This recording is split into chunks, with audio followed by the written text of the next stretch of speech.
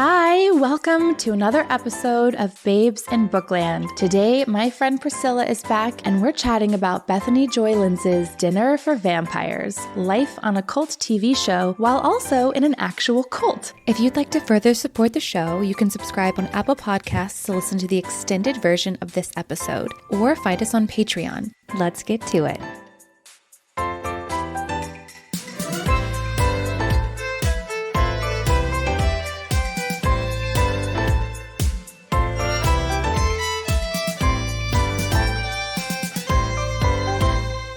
Hi, Priscilla. Hey, Alex.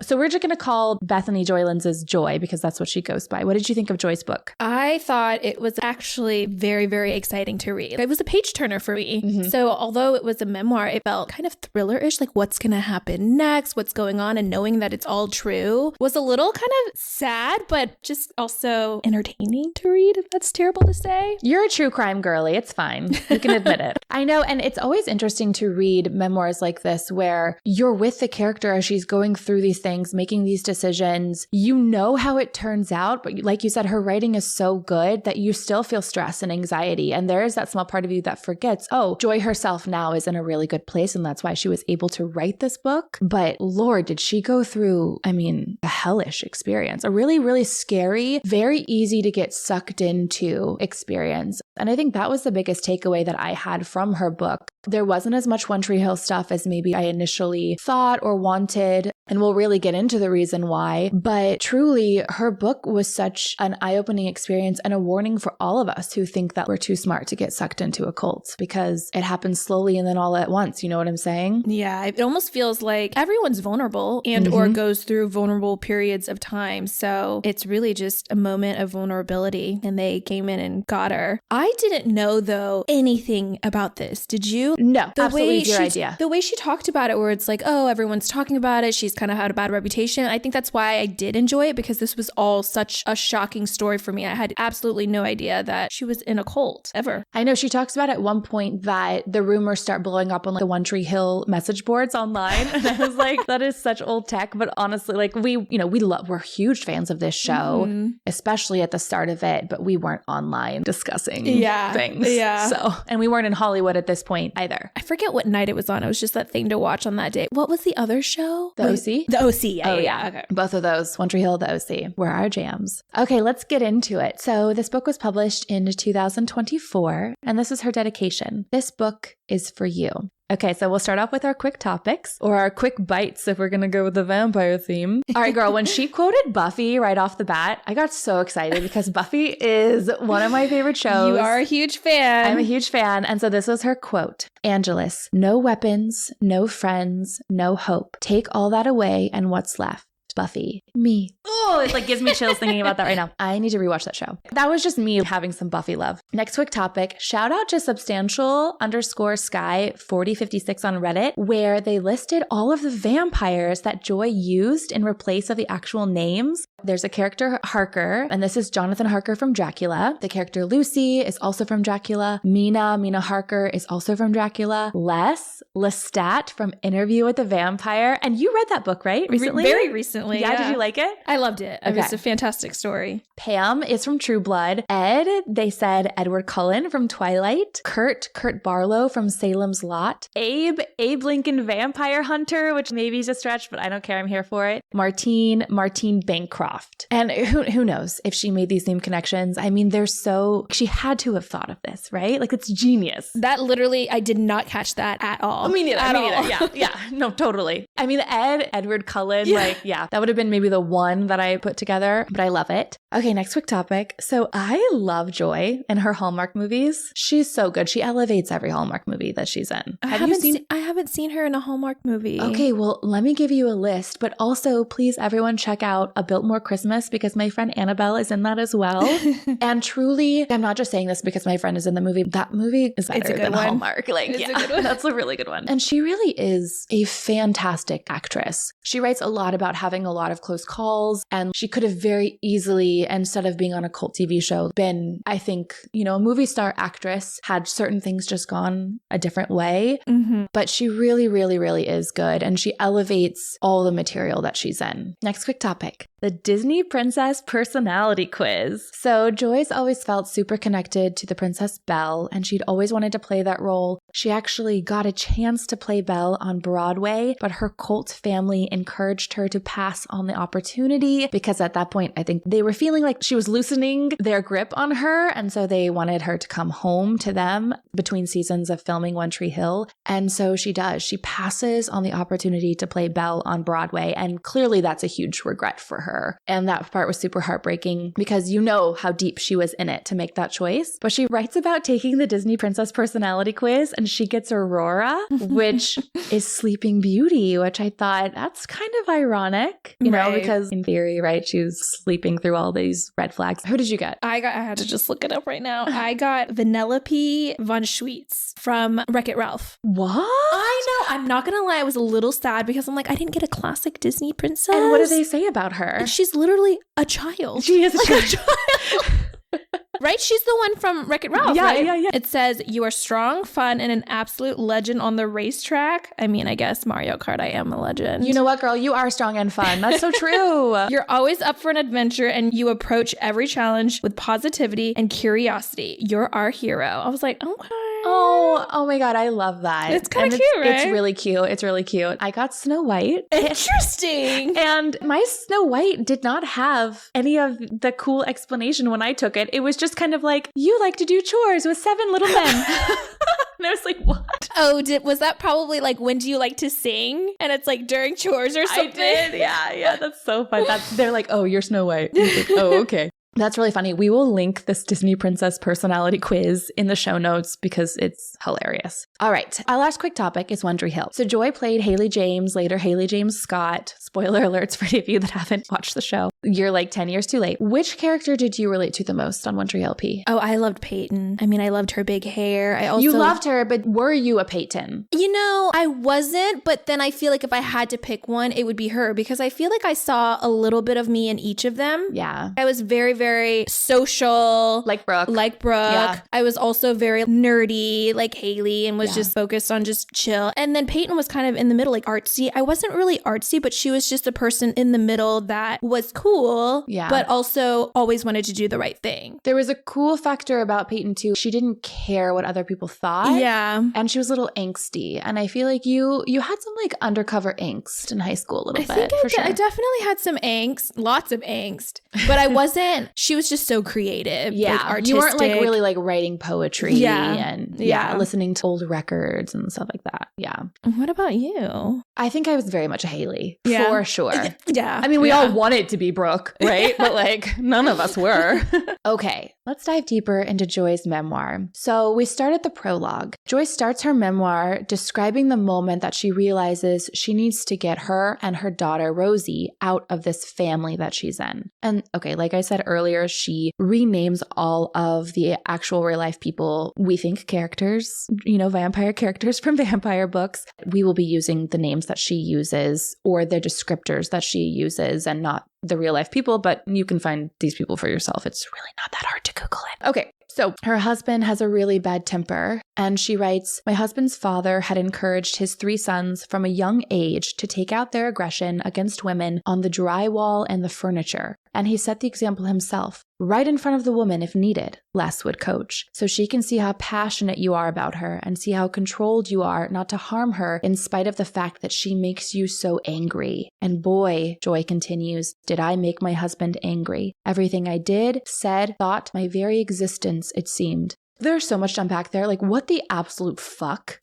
Reading that, though, does give me some type of encouragement, feeling like women have come a long way. This is 10 years ago? And think about it now. That is easily a red flag for a lot of women who are progressive and thinking the way that we do now. It's very, very obvious. But I do feel like 10 years ago, this is a little more common. Like, this idea is a little more common than now, where women can speak up a lot more. I just can't believe that if father in the late 90s, early aughts was saying these things to his son. Like, that is really scary to me. Like, Joy is older than us, but not so much older to where, like, this feels like something that maybe a guy in the 50s would say. But for him to be so blatant, show her how you could be hitting her, but instead you're hitting furniture and the drywall. Show her how controlled you are when she makes you angry. Like, what? You know, I mean, that's kind of how cults are, though. They don't want to. It's all about power. It's all about control, power. And also, too, it is the traditional, like they bank on the old biblical ways to have that type of male power. I really hope that her ex-husband, I'm sure he hasn't, but I think he needs help. That's just a really scary situation to know that, like, that's your husband's philosophy. You have to share your daughter with him. Yeah. Man. Yeah, so this is how she starts her book. And we're all just like, oh, okay. She writes that she, up until this point in their marriage, she had worked with a therapist to create boundaries. And she tells her husband at the time, quote, "If you throw something across the room again, I'm going to immediately remove myself and Rosie from that situation, and we can try talking the next day." His exact words were, "I don't agree to that." She writes that she looks down at her daughter, plastered to her chest, and she can see that the light has gone out of her. And her daughter is like, I forget, she's like 6 to 9 months at this point. She writes, "I think in that moment, seeing her light go out, knowing why, and knowing I was the only one who could do anything about it, that was the moment I actually became a mother." Joy knows it's time for her to go. Her husband threatens her, claiming that he will fight for full custody and he will win. She writes, he was so confident the girl he knew wouldn't leave. The girl he knew would stay because in spite of endless struggle and depression, she hadn't left. But she's done being the godly, submissive wife that she was conditioned to be. So when he hops in the shower, because he's so confident that she won't leave, she does. She writes, "I was reminded of that other girl I used to be before. I was reminded that I still was her. And finally, I reached a place where I could say it. I was in a cult and I had to get out." All right, and we will now go through how she got to that point. But that was such a strong prologue. Yeah. Really, her writing, she talks about being a screenwriter and later, writing these plays and writing movies throughout her time on One Tree Hill. But you're never quite sure if someone's going to be a good writer. And like, she really is a good writer. Yeah, it was very, very well. I feel like too, the pacing of everything. And again, even though we know what happens, obviously she gets out and she's fine now if she can write a book about it. You're still on edge with her through the experience. Totally. Okay, so life before the cult. Religion had always been a part of her life. She writes, "My folks had come out of the Jesus Revolution hippie era and were now in the thick of this new movement, having met at and graduated from one of the country's big charismatic Bible colleges." She continues later, "My social life basically consisted of the singing Melody Doll and our new Cocker Spaniel puppy, so I was extremely relieved to discover that Jesus would be my permanent friend." That's so sweet. It's so sad, though. The doll is the sad part. I know. Like, you really feel how lonely she was growing up. Her father tells her this, quote, "Do you know that God is so perfect that anything not perfect gets destroyed just by being near him, like a light switch? That's what God does for us. So as long as we keep him flipped on, he eats up all the badness." All right, listen, I really do appreciate this quote, and later it comes into play in a really big way to like save her and help her. Mm-hmm. But when I first read it, I felt like it was really confusing. And I think that it adds to the confusion she feels because she's conditioned early on to believe that religion or like religious people equal goodness just by the very fact that like they're religious and have like accepted Jesus into her life. Mm-hmm. And I think that's why she isn't that critical about this group at the start. Well, yeah, I mean, you kind of have to tell the story that she was raised in a very, like the background of the parents in a very, what did she call it? The biblical hippie era? Yeah. Because she's much more susceptible to believing it.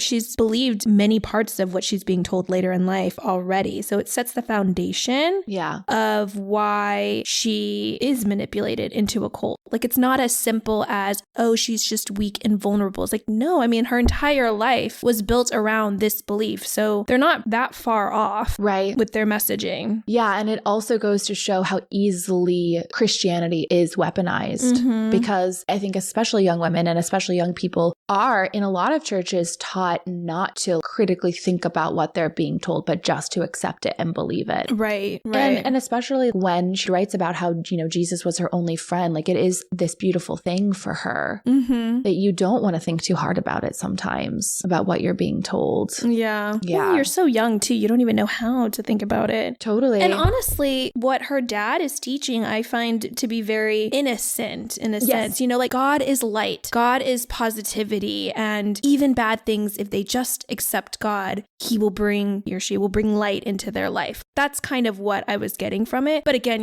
it's not so black and white like that. It's way too nuanced to say that as a blanket statement. What were you taught about God growing up? I was raised Catholic, and I was taught that there are 10 commandments, and God sent Jesus down and sacrificed his only son to forgive us for our sins or to wash our sins away. Because we are sinners. Yeah. We're human beings. We're going to make mistakes. We're going to do wrong in life. But in order to stay by God's side or his good graces, I was raised much more of there are 10 commandments, follow the 10 commandments, and you will, you would get to go to God's kingdom when you die. But my parents they were devout Catholics in a sense, but it was more so of obligation. Obey, obey, obey. And then you're human, you're not going to, so confess your sins. That was the cycle. It wasn't until I got older that my faith was developed in a much different way. But that's what I was taught. Yeah. What were you told? No, definitely the same thing. I mean, back to Joy's childhood. She writes that she feels it was inevitable that she became a performer. It's in her blood. And I thought it was really cool that one of her great-grandmothers ran off and joined the circus and did vaudeville. That was neat. So cool. It was so cool. And she finds a community at the Arlington Theater. She writes, "The Arlington Community Theater gave me my first taste of really belonging somewhere. I realized I could disappear from my problems at home and school and be anyone I wanted to be. On top of that, I was welcomed. My eccentricities like spontaneous singing, mimicking Lucille Ball, and daydreaming were things that got me in trouble at school, but they were an asset to me in acting."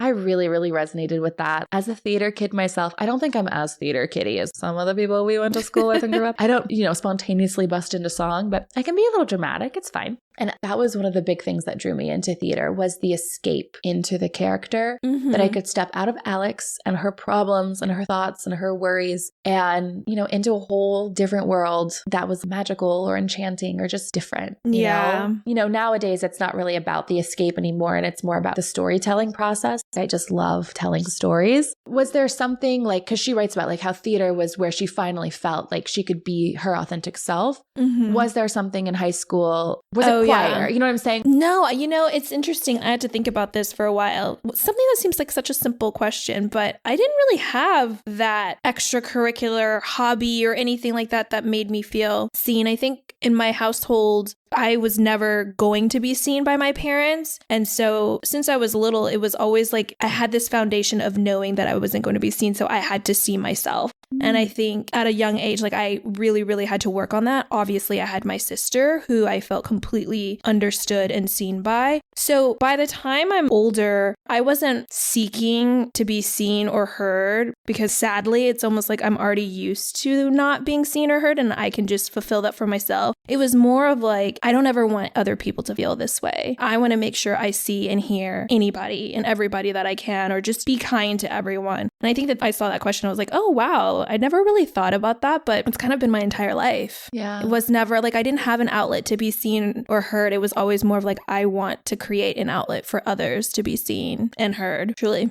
This is making so much sense to me. I know, right? I didn't really think about it. And here we are, Babes in Bookland. We ask the questions that maybe you haven't thought ever to answer. You really do help people be seen and be heard. And I feel really lucky to be your bestie in that way. But it's beautiful. It really clicked to me too. And I'm like, I mean, literally my profession, it's never. Your profession. My whole life is just now, I'm not into telling. I love telling stories, but it's not just making stories. I want to tell your story. I want to tell people's stories or give them a platform so that they can be vocal with whatever story they want to tell. And I was like, geez, this is because we won't go too long, but literally I was thinking about that question for a while. I'm like, have I? I'm like, choir didn't make me. It was I guess I felt seen most of the times, but not really. My parents did not see me. It was, you're a kid and your voice doesn't count. We were literally told that, Yeah. I think it's interesting to see how personalities, it's like nature versus nurture. My sister, I think, ended up being very submissive. But me having such an older sister and having someone who experienced it as well was like, okay, I'm not alone in this. Mm-hmm. And it's like, screw them. She definitely supplemented the maternal love and figure that you needed. I know, that's why.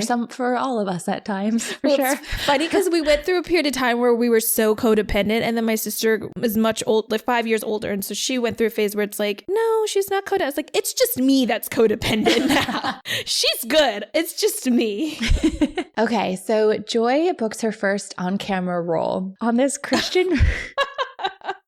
Did you watch part of it? I could only watch part of it. I could not deal. She's adorable, by the way, though. So adorable, but like, oh my goodness. Oh my gosh. Okay, so it's called Salty Salvation Celebration, but salty is spelled like the word psalm, so it's P-S-A-L-T-Y. And we will link this on the show notes. It's honestly kind of horrifying. Like, he is very scary. He's like a book. Is he the Bible? I don't know. Honestly, He's the Bible. He's the Bible. I watched it without sound on. Did you not hear the opening music? It's like eerie. I'm like, this isn't even lovely. Like, you think kids, high pitch, fun music. It was eerie. Going into a jungle. Like, what is happening? I mean, maybe this was kind of one of those things. It does say salvation celebration. So it's going to probably go down a dark path before you're saved. But hey, bonus points to anybody who makes it all the way through Salty Salvation Celebration. Let us know your thoughts on the Instagram. But yeah, that was hilarious. Okay, this was a really fun nugget. So we did Jessica Simpson's open book. I did that with my friend Lizzie, and Brittany's memoir. Joy was also in the final round of the Mickey Mouse Club auditions that year. No clue. I had no clue. Yeah, so she's been around in Hollywood. Like, she really goes through in a lot more detail all of these close calls and the co-stars that she would have and the pilots that she was in that didn't get picked up for whatever reason. So when One Tree Hill finally happened for her, you were like, okay, girl deserved this for sure. Mm-hmm. And she was younger than, well, I guess Nathan, who had played Nathan, was the youngest. He was like actually 17. Oh, really? Because he did not look that young. I know. That's crazy. Yeah. I think he was the youngest. I think I read somewhere that his parent had to be on set the first year because he wasn't 18. Interesting. Was Hillary the oldest? That's a really good question. So she was the MTV VJ. She was an MTV VJ, a video jockey. Oh. She was an MTV personality, and then she got that show. Wow. And Sophia was at USC, so she was at least 19, 20. Mm-hmm.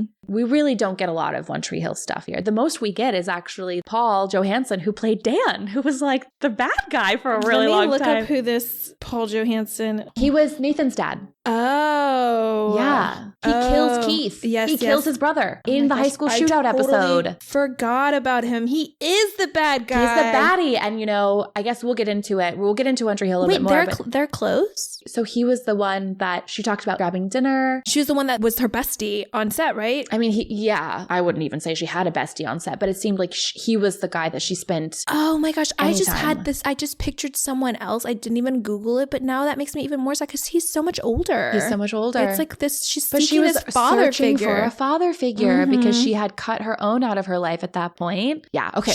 She wrote the script with this guy, right? Like they went in together and did. No, she wrote the Notebook script with someone else, with an outside, not a One Tree Hiller. Oh, okay. Yeah. I'm getting my characters confused. Okay, go on. That's okay. We're putting the cart before the horse a little bit, but that's all right. It's all, people know One Tree Hill, not a big deal. So she makes it to the final round of the Mickey Mouse Club auditions, which is so fun. And it's very clear to her that this is what she's meant to do with her life. Though she's warned it's a very hard life by her grandma Doris, who had been on Broadway. And her grandmother tells her, it's hard to be rejected and always be competing, but there's nothing more glorious than being able to tell stories. I can't imagine having done anything else. It brought me so much happiness. And to that I say amen. As I'm reading it, it's just so interesting that she's talking about this cult. And it's like Hollywood is its own little cult that she's a part of too, Yes. I had the same reaction. I had the same exact reaction. Yeah, it's like two parallel worlds. And we get into when she finally signs on to One Tree Hill and and her experience with the creator. Exactly. And it's just like, man, it's just all over. It's tough. That's why I feel like it was very well written because she gives you a broad scope of her experience so that it's not so easy to be like, she's just weak or she's just so dumb to be manipulated. It's like Yeah. she really puts all the breadcrumbs of why she made the decisions she made or why she believed what she believed. That's why I felt like it was such a cautionary tale, because we all think we're too smart to fall for a cult, but guess what? We ain't. So let's get to One Tree Hill. Let's get Joy out to LA. So she gets this blessing from her grandmother, and her family decides to move to New Jersey. When her grandmother passes away, she leaves her house there to them. She misses her life in Texas, especially the community that she built at the theater, but she's excited to be close to New York, and she's auditioning a lot and getting close on things, but she and her family are feeling lonely and they need to find their church community. And they do. And this is where she meets her first love. Blue Eyes is what she refers to him as in the memoir. Joy loves Blue Eyes. She falls in love with him. So work is going well for her, like I said, but her family life is not. Her parents' marriage is dissolving. They argue all the time. Blue Eyes is there for her, but he's dating this other girl. And so she does this thing where like she doesn't want to seem high maintenance. It's very Taylor Swift, You Belong With Me. I could not stop thinking about that music video while I read this part, which made me really sad because he was like her best friend and she still couldn't be her authentic self with him and talk to him about this really difficult thing. Like your parents divorcing, it's not an easy thing, especially when you're Christian. I feel like there's a weight on top of that. So they end up getting divorced. Her father very quickly remarries, and she writes about the routine shouting matches she would have with her mother. And one night, Joy finally yells fuck. She had never cursed because, you know, good Christians don't curse. And her mother slaps her. And then she rushes out of the house and Joy tries to drive away, but her mother jumps in front of the car to literally stop her. I mean, it felt like I was there. Like I could see this scene playing out and it felt visceral. And while I never had such an intense fight with my mother, I feel like maybe you I've had plenty. Have had plenty. What is the most intense fight you've had with your mom? Has it ever gotten physical? Has your mom ever slapped you? Are you kidding me? My mom was okay. So American standards. My mom was abusive. 1000%. American standards. My mom was extremely abusive. From Asian standards, it's like, oh, it's so common. Like you ask any other first generation Asian, then it's like, oh, whatever. Like we all get beat. 1000%. I mean, wait, but were you beat with a belt? No, her choice of weapon, depending on her rage, would be a feather duster, literally like a feather duster, and it's a bamboo stick at the end. It's classic Asian weapon. And then if she's just rage, it's whatever she can get her hands on. Like truly, whatever. And she would just start smacking you with it, face, body, or whatever. Your butt? Yeah, whatever she could do. I mean, growing up when we were little, it was more structured. Like if we did something bad, we're gonna get spankings, and that was. But it was more of as you get older, talking back, and like now she looks at you like you're out of control. That's when it was just more just rage and fights. I can't say what the worst one is because truly I don't really remember too much of it back in the it just happened so often, like I kind of in one ear out the other, just forget about it. Yeah. But the latest one would probably be the time where my sister and I, our whole family actually, my dad too, we call it doomsday because it was just my mom is, to give context, my mom has severe anxiety, like has a lot of mental issues, but also comes up in a generation where none of that can be addressed. None of it can be addressed. There's there's not enough education to even begin to self-reflect. So it's just something we all have to, everyone around her has to deal with. Yeah. But yeah, we got into a huge fight once. Granted, I had some alcohol in me. So normally when my mom goes off, it's just like roll your eyes, whatever. The worst fights are when you engage and then now there's a back and forth. And the truth is there's not even a rational thought on her mind. What she's saying doesn't even make sense. So there's no way to dial it down. Yeah. So it was my mistake for being tipsy and like, I'm not putting up with this. But yeah, we all call it doomsday and she just blew up. Okay, so Joy and her mother's relationship is very strained after this moment. Her mother remarries, moves across the country the day after Joy graduates high school. That whole passage was really heartbreaking too, because she was just basically like, bye, I'm leaving. Like, good luck packing up the house, 18-year-old. I know. I wish we could get a little more insight to what the mom was going through, because I'm sure she's a Christian and getting divorced and seeing her ex-husband marry so quickly. It's like, I wonder what she was going through. Or was there substance? Like, I just have so many questions, you know? Totally. If obviously the purpose of this book was the cult and her experience there. So she did have to kind of quickly just give us these, small moments. But I completely agree. Especially now, it does seem like she ends in a good place with both of her parents. Right. Yeah. But this is kind of the precursors of why she is so vulnerable. These are the steps. Yeah, it's not like she had a great relationship with both parents. Exactly. So she's very lonely. She moves to New York because at this point she's a regular on Guiding Light, and she feels pretty happy. She finds a church there. Things are going well until she decides not to re-up her contract on Guiding Light because she wants to pursue, more of a film career, and the roles are just not there. Her money's drying up, and she realizes it's time for her to go to LA. Before she moves, however, she and Blue Eyes share a kiss, but then he goes off to college and she's kind of back to this, wait, what are we situation, which Blue Eyes kind of did her dirty a little bit. Yeah. And she also didn't really, later she'll kind of find the nerve to actually address what's happening between them, but in that way that is so scary when you like someone and they give you these breadcrumbs and you're like, I will gobble these up and I'll wait for the next one instead of asking you what it all means, Mm-hmm. And you're so young too. There's a lot happening at this age. So she moves to LA where she writes, everything felt like a struggle and I really felt alone. Things are still strained with her mother. Her father has a new family. She has this roommate, Mina, who tells her about this Bible study that she recently joined. And Joy is finally convinced to go after 9/11 happens. And Joy is understandably devastated, as we all were. But New York was her home. She writes, I was stuck, unable to help, unable to connect, unsure how to grieve. That really is the catalyst. She's feeling really low and she needs to turn to God in this moment. So she goes to Bible study at the Van Hewitts. And it seems like it starts off normal to her. There's a lot of hugging happening, which, to me already was I'm a hugger, but not I don't know. Yeah, that the hugging kind of was a little weird to me. Well, I think that's their way of just accepting people, especially when you're new to a city. I'm a hugger, so I kind of feel like... I am too, but I feel like I read this book knowing that it all eventually leads to a cult too. So I'm constantly like, ooh, that's weird behavior. Ooh, that's weird behavior. But yeah, you're right. And the brothers that lead the original Bible study seem really trustworthy and earnest, and their hearts are in the right place. And I mean, I had a Bible study in high school where me and my friends would get together and just share Bible. You did? Yeah. Okay, this part really, that one part where she's 9/11, she moved to LA and was doing this Bible study, made me realize, oh my gosh, she's much older. I watched One Tree Hill thinking we're close in age. And I was like, I remember exactly where I was during 9/11 and I was not close to where she was. No, she's much older than us. Yeah, we were younger. We did not quite understand the grasp. I mean, I understood that something really, really bad was happening, but there was no, yeah. We were in school when it happened. We were in school when it happened. Yep. Nope. I'll never forget that day. And so this becomes her, back to Joy in the Bible study, this becomes her core group. There's about 15 of them, and they all become really immersed in one another's lives. She's finally found her people. Right? Mm-hmm. And LA can be a very lonely place when you first move here. And especially compared to New York, it's all so spread out. Yeah. There's not a sense of community right around you. They call her precious daughter, and the adults, Ed and Pam, take on the role of her spiritual parents. And it kind of goes on for this lovely little way for about 6 months. See, that's the part that I'm not the hugs. It's the daughter part. That's excuse you? No. I know, but she needed that because she didn't have, she didn't have a good relationship with her parents. And so she was into it. And, at this point, it's still just lovely. But then Les shows up and there's a shift in the energy. Though he's good friends with the Van Hewitts, the story had been that he'd been running a church and was persecuted after, quote,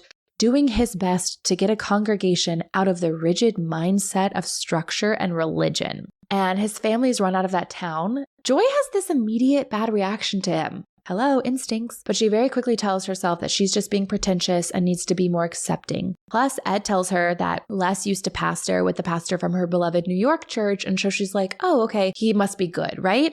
Meanwhile, Joy's booking jobs, paying the bills. The steady work plus her newfound community makes her feel like coming to LA was the right move. Les starts visiting the Bible study often, and soon he takes over the Bible study.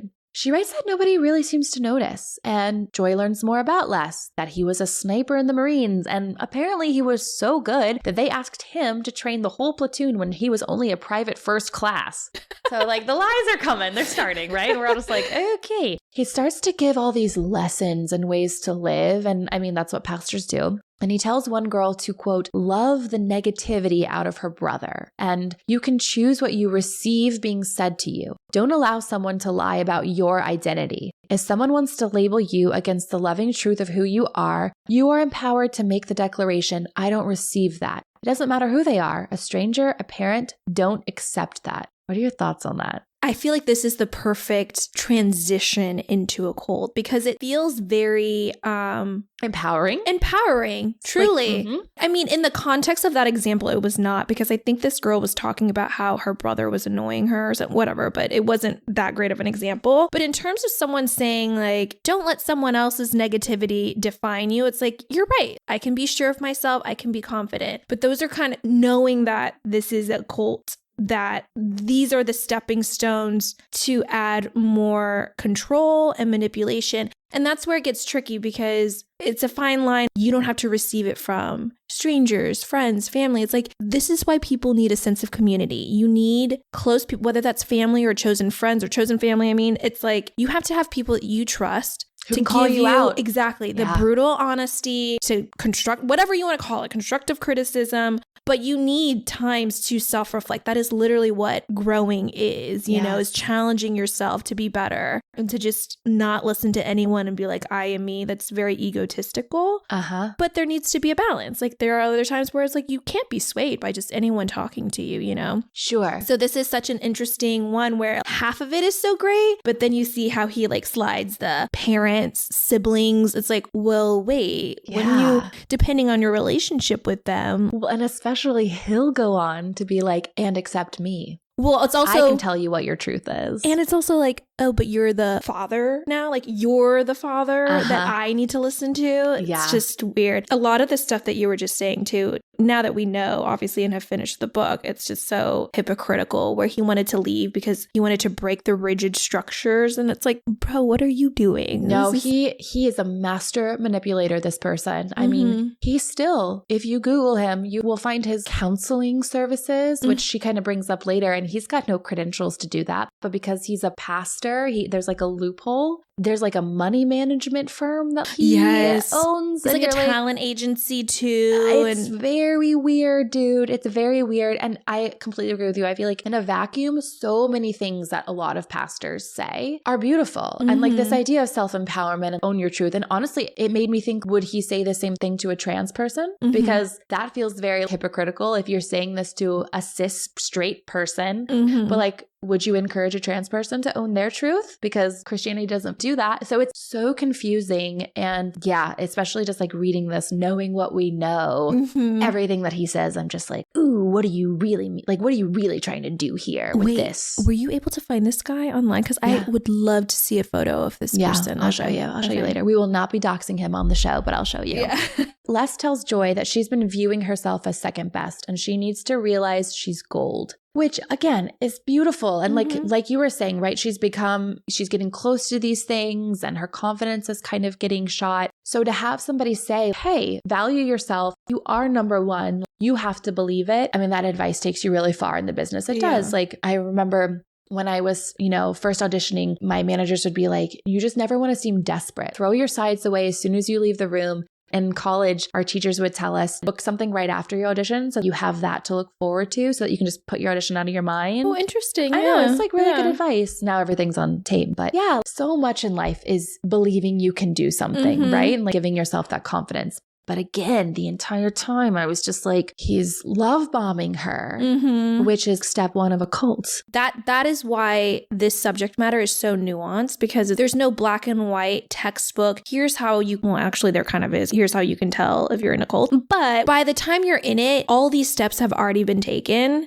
that it's harder to get out or harder to believe that because you have bought into all these smaller positive, beliefs or manipulations, however you want to say it. It's just, to me, how do you identify something when you're just slowly sliding in? Well, she will give us a concrete identifier at the end. Because I did really appreciate that, because you are so right. At this point, this to me, if they didn't move to Idaho and create a house and literally do the thing where you pull people away, isolation. This is just a pastor who sometimes I think overreaches and who's trying to be a little too involved in these people's lives. So not a lot of red flags yet. Okay, so Joy goes all in on the let go and let God philosophy. She even writes that she would pray to God about what to wear every day. And she tells her dad this, and her dad is like, huh? She writes, Dad, I think God cares about every single detail of our lives. I'm asking God for guidance on everything, what auditions to go to, what friends to hang with, what times. I just think if I'm going to surrender to Jesus, I need to fully surrender. And her father's reaction is not what she expects. He's like, didn't he give you the autonomy to make decisions like those yourself? That part, I was kind of like, way to go, Dad. Way to go, Dad. But I've sort of been where Joy was. There are times where I wanted so badly to believe that God did have a plan for me and that, whatever job I booked was just part of the bigger plan, that I really didn't want that autonomy. Like I wanted to just surrender to God's will, and it made some things a lot easier to accept. But ultimately, I don't believe that we don't have any free will. Yeah. What about you? I mean, that's the thing though. I don't really feel like she does have free will. I think where it gets tricky is when people start saying they hear God's voice. Well, she says that. That's where it gets tricky. But like, that's fine. Ask him. And if you feel a gut feeling towards, like, it's perspective. You could say that that's God's voice. You could say that that's your own instinct. Like whatever, it's just perspective and whatever helps you get through the day. But yes, that's where it does get tricky when you hear people saying like, well, I heard him. He told me to do this. Or it's like, okay, well now it's. Yeah. I always wondered, what do they hear? Like, what does God's voice sound like? I've actually asked someone this and they're just like, well, it sounds like my version of God. It's like, but what does that sound Tell like? Me. Yeah, I mean, because she writes about hearing a message from God, and when she's in New York, she has this moment where she is kind of doubting whether he exists, and she just hears/feels him say, "Never doubt that I am real," you know? Mm-hmm. And yeah, like I feel like I've had those moments where I felt God's presence when like I needed him. Definitely, yeah. But yeah, people who don't believe in free will, I just think God's got too, like, he's too busy. Like, it's literally in the Bible though. That's what I don't understand. It's in the Bible that we have free will. That is why we're sinners. Right. Like, you're right. Literally, we have free will. So like, why is it even a discussion? Yeah, we are presented with a choice. Do we want to go God's path or go the devil's path? And you get to heaven if you make the right choices. Right. If he took away choices, I think the idea is just that God is all knowing. He knows what your path is already. Right. Like I never took that as technically you could say he's already decided it, but within that is you're making your choices and you get, again, these are all similar, like it's manifestation. You can call it whatever you want. Mm-hmm. They mirror similar thoughts in different belief systems or philosophies. It's so interesting. I think it's just sometimes life feels so hard. I have had that experience of just like, I just want to throw my arms up in the air and be like, somebody else take over. Deal. You know what I mean? Jesus, take the wheel. Jesus, take that wheel. Okay, so her father starts asking Joy more questions about this new Bible study that she's attending. His red flags are going up, and Joy is saddened by her father's lack of understanding. She writes, "This was the first time I felt maybe I understood something about God better than my father did. He comes to visit, and after attending, he seems a little bit pacified, but then her mother comes to visit for her 21st birthday. She throws this party, and her mom is talking to Pam. Joy writes about seeing across the party her mother's face just kind of being like, what are you saying, lady? Like, I'm not buying this. Mm-hmm. And so it's kind of at this point that Joy starts pulling away from her parents. They're not supporting her the way that she feels she needs to be supported. In fact, they're kind of encouraging her to critically think when she doesn't feel like she needs to do that at this point. Also, this birthday, Blue Eyes doesn't call or text her. And this is her 21st birthday, so this is a really big deal. And she feels so sad. She's gutted. And she feels like she needs a sign from God. Her friends get engaged, and this prompts her to finally tell Blue Eyes how she feels. And he doesn't reciprocate. She realizes that she needs to move past him. She tells Pam all about this, and Pam says that she's proud of her. Quote, "You have let go of the idol you had put in place of God. I'm so inspired by your faith." I thought that was really weird. I felt like that was a very culty thing to say. Like, crushes are idol. Like, I mean, I get that sometimes it feels like that, but Joy was very all in on the Bible study. This boy was not her idol. Yeah. I don't know. Okay. Pam encourages Joy to go to Idaho, where at this point, Les had taken over the Van Hewitt family home there and created what everyone was calling a God spa. So this is another step in a cult. Isolate. She gets there, and the people who are living there, these strangers to Joy, know a lot about her. And this kind of dings in her head, but she's like, oh no, it must just be Les and Pam wanting to bring us all together. She also doesn't tell her parents that she's going to Idaho. She writes, "The more I folded into Les and Pam's world," and let me remind you that Les and Pam are not the married couple. Pam and Ed are the married couple. Les is a separate guy. "The more misunderstood by my parents I felt, and the less that I trusted them." She meets the group here, including this guy Kurt and his wife, who gives her bad vibes, and Les's sons. One she calls Quiet Boy. And that's another step in the cult, is kind of getting people to renounce their loved ones, remove themselves from their loved ones, remove themselves from any like critical thinking or accountability that can be happening. So when Joy lands, she has a bad cough. And she writes about how somebody hands her this red bottle and she takes some and then she goes to sleep for 2 days. But her cough is gone. And she's very quick to find out that she was handed hydrocodone and it was Kurt's prescription. When she finally checks her phone, she has 26 missed calls, 19 from her mom, 5 from her dad, 2 from another friend. Her mom is understandably upset. She doesn't even like these people that Joy has jetted off to see. But Joy tells her that she's an adult with her own money and can make her own decisions. And of course, Pam is very proud of her for setting boundaries. She writes, "Later, I would come to see those 2 weeks in Idaho as the turning point. Had I stayed in LA depressed and mopey over Blue Eyes, would I have avoided it all? Possibly, but then I wouldn't have had Rosie. I think about that every time I tell my story. It was all worth it for her." All right, so Les starts going in strong now.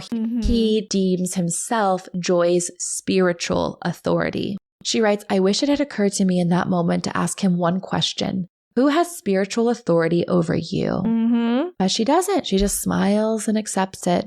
Okay, so she's getting further sucked into the cult and the family when she gets the audition for One Tree Hill. Originally called Ravens, Joy isn't sure about going in for it. She wants film roles, and TV actors at the time, there wasn't a lot of crossover like there is now. Months later, she gets another call. The pilot got picked up, and they're recasting the role that she was supposed to go out for originally. And they're specifically asking for Joy. The WB loves her already, which side, like, was it on it was WB, right? Before CW? Yeah. Okay. She agrees to audition, but her rep tells her, "I have a direct quote I've been told to relay to you to make sure that you know exactly what you're getting into before you sign this contract. The show is about fucking and sucking. And if she's going to have a problem with that, she shouldn't come in tomorrow." Okay, I gasped at that. Yeah, seriously. First off, that show is not about fucking and sucking. It really isn't. What? It really, really isn't. And also knowing what we know now about the creator, and I will link an article where Hillary Burton comes forward really about the abuse that happened on the set of One Tree Hill. And Joy writes about it a little bit, about how the girls were kind of like pitted against one another. They've all been very vocal about that now. And all this came out a few years ago. But holy crap, what a gross way to start her One Tree Hill journey. It's just like, we know you're a Christian, purposely chose very vulgar words to be like, you are either all in or... Also, and how did they know she was Christian? I thought that that's what they kind of says. Like, we know that's she has... I think she kind of turned it down maybe originally. No, because she didn't. But that's the shocking thing is they reached out to her. So it's like, you want her. So, but you're the network liked her. That was the thing. And then the creator, I see. Yeah, the creator. Yeah. So I don't know. It is interesting how the network... I mean, because she did risque roles. She wasn't like one of those Christian actresses who wouldn't do the darker things. God, the audacity of that man. Ugh. Anyways, we know the rest. She gets the job. Like I said earlier, she doesn't really go into as much One Tree Hill stuff as maybe we were all hoping for. But it's really because we realized she purposefully was told to isolate herself from the cast to keep her purity or whatever. And that made me so sad for her. I know. It's like this once in a lifetime experience getting this role, and she doesn't even get to enjoy it. She really doesn't. I mean, these kids were on top of the frickin' world for a moment, like zeitgeist situation. And you can really feel her loneliness on the page, her desire to bond with her castmates, but the conflicting feelings of feeling like she won't be accepted and understood. And the fear that she'll, quote, lose all the spiritual ground I'd gained in order to fit in with them. She's also feeling mixed about having to leave this family and move to North Carolina. She feels like maybe she's not quite ready for it. Is she spiritually strong enough? Les and the family are super supportive, though, because Joy's going to be making bank, all right? They pray over her, and she's on her way. Okay, so kind of very quickly into her time on One Tree Hill, Les and Kurt go to visit her, and they ask her for money to buy this dilapidated motel near the big house, that's the house in Idaho, spinning it as a business opportunity for her and the family. They actually call it a hotel, but after looking at the pictures and seeing it's clearly a motel, Joy calls it that, and it's very quickly reprimanded. She writes, "Right, it's not a woman's job to correct a man." That's what she was being taught. Joy gives $10,000 to this hotel situation because at this point she thinks that Les is this amazing person and he's going to facilitate ministry there and help people, right? Gosh, once money gets involved like that, it's just like, come on. I know. That's the frustrating part. Yeah. And she really writes a lot about wanting to spend more time with her cast and crew of One Tree Hill and making friendships, especially Paul Johansson, like I said earlier, who played Dan. And you get a sense that he's actually really great about walking that fine line with her because he's smart enough not to be like, hey, I think you're in a cult. But he just asks questions. He meets Pam at a certain point and he says, oh, she's really particular about the words she uses. Mm-hmm. Just kind of like, hey, maybe you should think about this. Well, yeah, if you think of how savvy they have to be to lure you in, you kind of have to be just as savvy to lure them out, Oh, that's so true. That's so true. There's a part where she moves from a house that she had been renting closer to town because she wanted to be closer to the action, and Les and the family freak out. They're like, how dare you make this decision without letting us know? And she's like, oh, I didn't think it would be that big of a deal. But they need to have control of her. But she's in a different location. They're like trying to tighten their grip, This is the part where I wish there was more inner dialogue of why she conceded so often. I wanted to believe that she's just such a people pleaser. Yeah. Why? Like, why did you? I know. It felt like there was a light at the end of the tunnel for her at this point before she got in where she couldn't escape because she actually had an out every 10 months to go film this show. I mean, at this point, shows were still 22 episodes. She is not under their watch for way more of her life than... Exactly. That's why I was just like, is it just, like, say it? Is it just, I needed a family. I didn't have anyone. I was alone. She was making herself alone to fit this group. I just wish we got a little more insight as to why she was justifying those decisions in the meantime. I think that's probably hard, though, when you're out of it now and looking back. Because you see her struggle with it. When she tries to move in, she even starts dating this guy who's not in the cult and they get engaged, and Les and the family is very quickly to be like, we don't think this is a good idea. And she breaks off the engagement. So yeah, you're right. There are a lot of these instances. And I think a big thing is because the creator of One Tree Hill was also driving a wedge between the girls specifically, which she doesn't talk about as much, but we do know now because of other accounts. And I think that's what was happening. She was kind of in 3 cults at once. She was in the family, she was in the Hollywood cult, and then it does feel like One Tree Hill itself almost had this, like, not a cult to where there was an abusive situation. It was kind a of male dominant, manipulated situation. Controlling, Yeah. So, I know. I wish she could have gone into more of that too, but she also had to condense these years down because we have to get to her marrying Quiet Boy, Les's son, and then, getting out. She would go live at the big house in between seasons of One Tree Hill and Christmas break. She is kind of in a different time zone, right? So she comes downstairs. She's going from East Coast to West Coast. She comes downstairs. It's still dark. And she overhears Kurt and Les having this conversation in the dark. She's like, this is weird. What's going on? I think without her saying it too much, she didn't want to see, so she didn't look. You know what I mean? She wasn't trying to look too hard. At this point, she has money committed to this place. Yeah. She doesn't want these people to be bad people. So she's going to kind of ignore. She's going to see what she wants to see. She's going to see what she wants to see. And this is also when Les encourages Joy to talk to the group, to bring her diary and to basically spill her truths so that everyone can support her. It was very weird. It felt like a way for him to get emotional blackmail stuff. He also calls her baby a lot, which really creeped me out as I read the memoir. Yeah, but it's also, she talks about having these gut feelings or these instincts during all these kind of small little moments where it's like, this doesn't feel right. And I think that that's the thing is it's kind of crazy. Your body knows. Yeah. Your body really knows. I think the hard part is why, again, vulnerability. Do you trust yourself though? A lot of people don't trust. Well, she's looking around and everybody else is all in pretty much. She doesn't know that there are a couple of people who are also starting to feel the way that she's feeling. Right. They're not communicating with each other because that's what Les has intentionally set up. Yeah.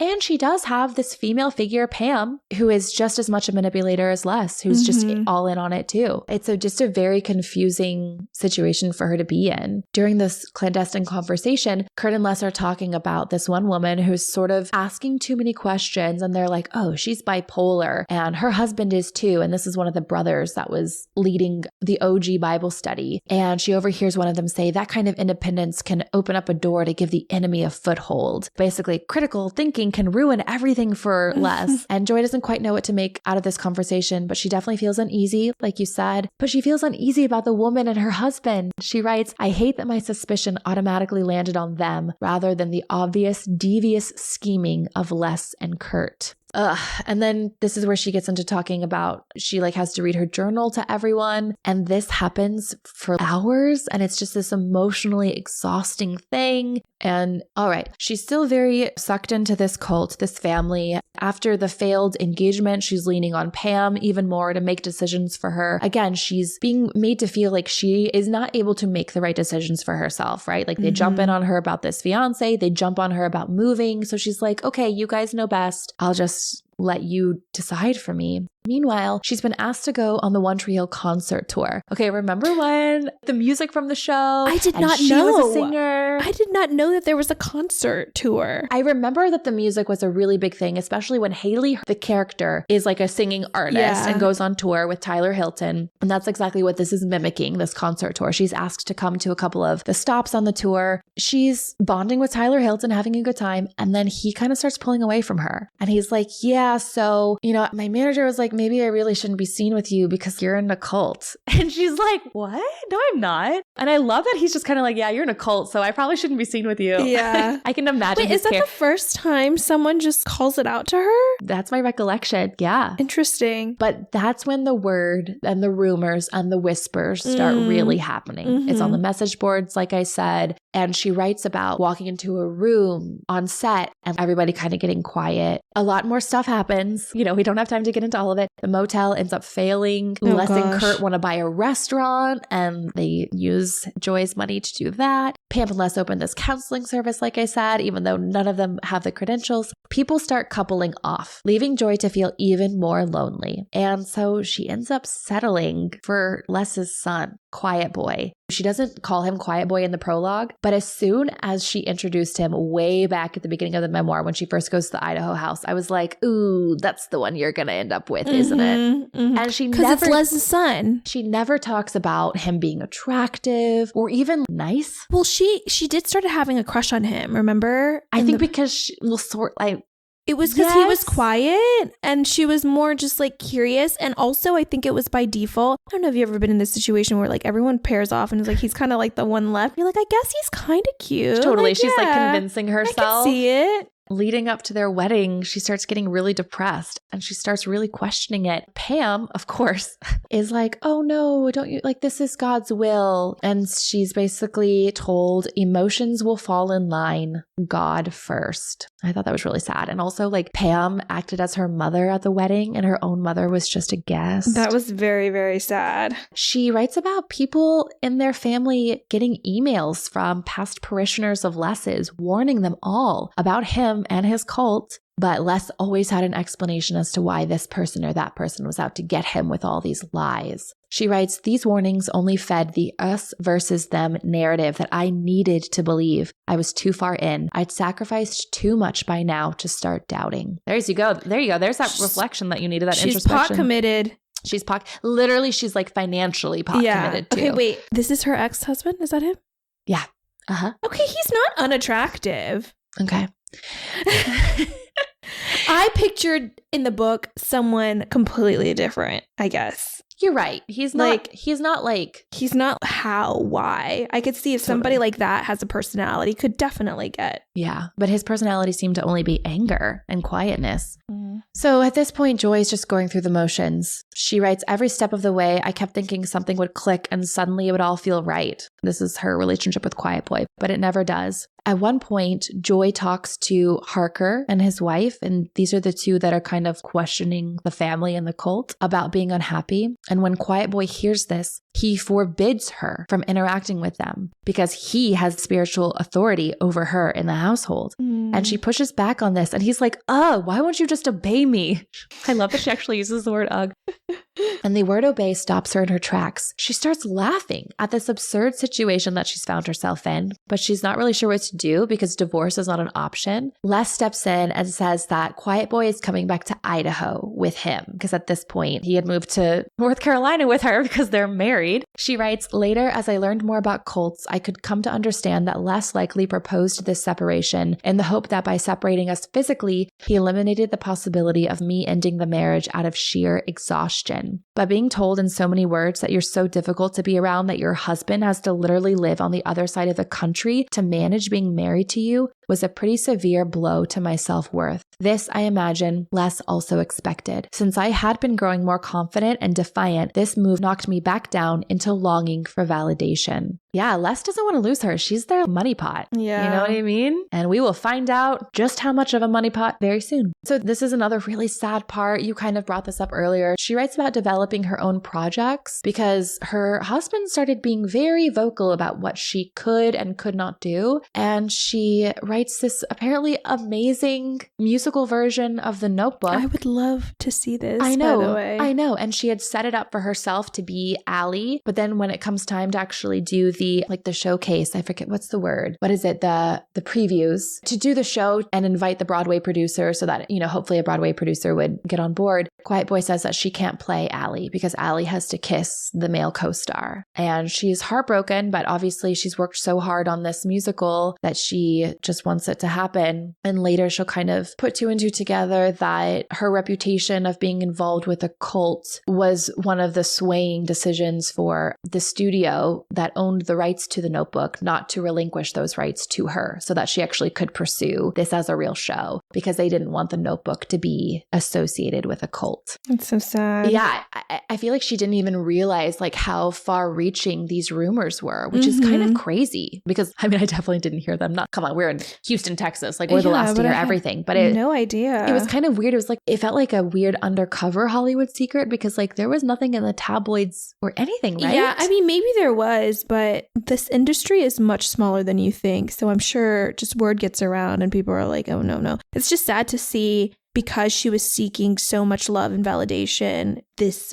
group ended up holding her back from so much that would have given her exactly what she'd been looking for all along. Yes. In her own way and on her own terms. Yeah. So before, she would walk into rooms and people would fall silent or people would kind of giggle about these rumors on set. Now people were looking at her with alarm or even fear. She writes, more and more I felt shunned. It was easier to see myself as a victim rather than someone who entered a place full of open arms and chose to turn their back. And that's exactly how Les wants her to feel. Only the family loves her. Only the family understands her, knows what's best. That's the magic formula. These rumors reach her label and she gets dropped from her label and the family just keeps coming for her money. At first she'd question it, but then she just stops and she writes, the more I complied, the more numb I became and the easier things got. I found out that when the numbness lasts for long enough, it bears a striking resemblance to peace. So that's that is really sad, but it's also such a great moment for reflection for all of us in our own lives. What are we fooling ourselves into thinking we're peaceful about when really we've just succumbed to something or succumbed to numbness, Yeah, it's such a great description, but a lot of people do that. And honestly, most men do that. It's they just avoid the emotions, go numb because it feels peaceful. Not feeling is peaceful. It's true. It's really true. She writes, the next 3 years were a loop of this, but then something changes. Hillary and Chad leave One Tree Hill. This is where they do the weird time jump. This is when I stopped watching. And she wants to leave too. She's ready to move on from the show, but Les does not want the money train to stop rolling. So he encourages her to recommit to the show. How does that even make sense? Someone who is trying to separate you from these people, not to be into Hollywood, but at the same time, but keep doing it. What? Yeah, he says something like, God is not done with you on your time here or something. Yeah. She writes, by 2010, I thought the lack of constant external conflict meant QB and I were doing well enough to try to have a baby. It was pure delusion. I had never been less healthy or happy or further from God. It was hell. Then just as my dad told me all those years ago, a light began to slowly turn on and the cracks started to show. Oh my God, I just got chills. Why? I love that. Okay, so here are the cracks. One of the family members admits to stealing money from Joy and QB, but really it's Joy's money. Wait, QB is quiet boy, right? Yes, Okay. sorry. To gamble. She confesses it, and then she's like, by the way, I'm sorry. And Les is like, we accept your apology. But Joy is pissed because Joy is like, excuse me, that's my money. Another crack. Quiet Boy starts to become physically violent. When Joy is 6 months pregnant, he hurls a metal laundry basket at a wall and smashes a bunch of pottery outside as he leaves their house. So now Joy is scared. She hadn't really been living with him, so she hadn't really been privy to these emotional outbursts, I guess. Another crack. One Tree Hill ends, and she realizes that she does not want to go back and bring her daughter there either. It no longer feels like home. Harker and his wife, these are the two that had been questioning things. They leave the family. They had gotten curious, had tried on other congregations. He sends them all this email and he writes, we realized we didn't want unity at the expense of truth. And that is such a fucking great line. That kind of feels like what's happening in our world right now. There's like a weird unity at the expense of truth. You know what I mean? But them leaving gives Joy hope that maybe one day she and Rosie can step away from this because she's had her daughter at this point. Tension is building in the family. Kurt and another member get into a physical fight after a softball game when Kurt, who's this Christian man, uses a horrible racial slur. And after this night, Joy writes that she's bombarded with dreams about being rescued from catastrophes and other natural disasters. And I wrote, there's God. There's God giving you your sign. The prologue moment happens. She tells her mother everything. And her mother tells her that she'd been praying for this day. And I thought that was really lovely. All along, her mother stayed in contact with her, had never pushed or baited. She waited and trusted that Joy would eventually see the family for the cult that it was. Yeah. And like her mother may have done some things that weren't right along the way, like the fights with Joy, leaving her to like pack up the house. But this was a true supportive parent move. Like she didn't let Joy go. She hung on to whatever piece of joy that she could and just prayed for the day that her daughter would see the forest from the trees. And it's also like they had such a tough relationship during that time period that had she have pushed, it would have just pushed her further away, honestly, and deeper into the cult. Escaping the cult is not simple. She writes later, as my case dragged on for years, I would come to learn more about the legal system and how in family court, any abuse besides physical is completely dismissed and ignored.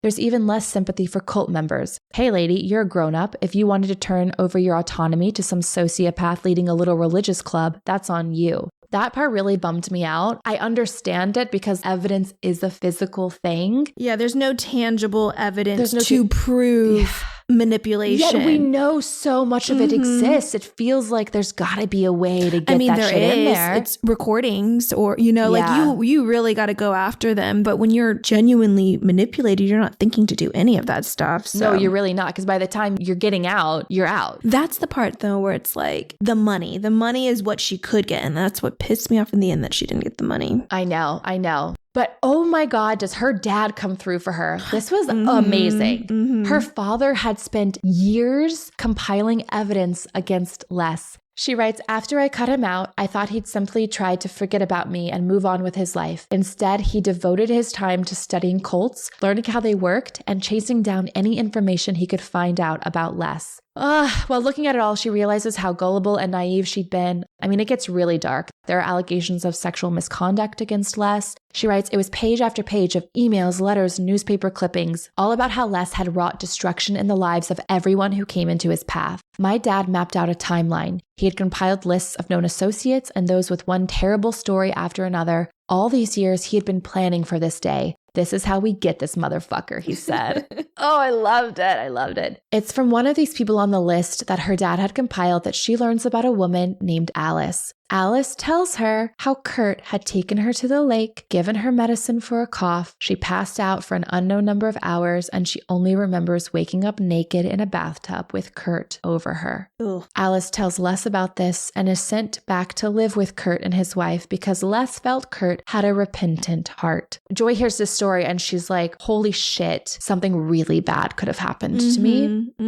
And she also realizes that there's a pattern of Kurt and Les labeling challenging women as bipolar. The one thing as I'm reading this book, knowing that Les and Kurt are still walking free is really fucking infuriating. Well, it's wild to think that there are many people, particularly many men, who walk around really truly feeling like Untouchable? Untouchable. I could do whatever I want and you can't get me. And if you even try, like they're that fucking confident. They are. It's wild. They are, because they rely on the silence of women. And I mean, this woman, Alice, good for her for sharing her story with Joy, but she didn't want to, but she was compelled to do so after thinking about it. But the women are often not believed. So they're really like, she knew Joy would believe her, but I understand why first off, she went to Les and Les was like, we don't care because he says he's sorry. Yeah. You know? Yeah. And then I'm sure statute of limitation, and she could never prove anything happened. We live in a world where women are not believed. Mm-hmm.